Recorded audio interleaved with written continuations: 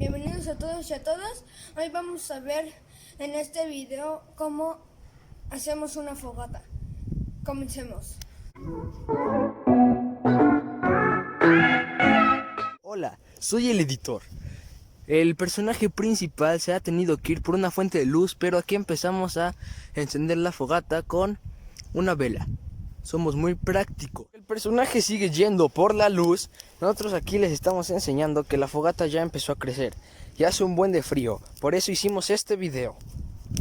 Literalmente llevamos 5 minutos y vean cómo ya va la fogata. Y todo esto con una mini vela ya se va encendiendo muchísimo. Ya fuimos por los palos para los bombones y ahora lo vamos a quemar. Recuerden tener una distancia favorable para que no se quemen ustedes. Y ahora vamos a ver qué podemos hacer en una fogata.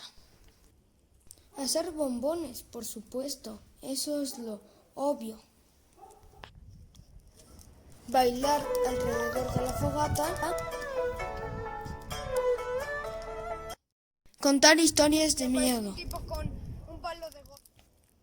Ahora es momento de apagar la grandiosa y maravillosa fogata.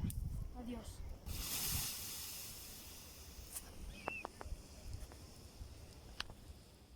Hola, soy yo de nuevo, el editor.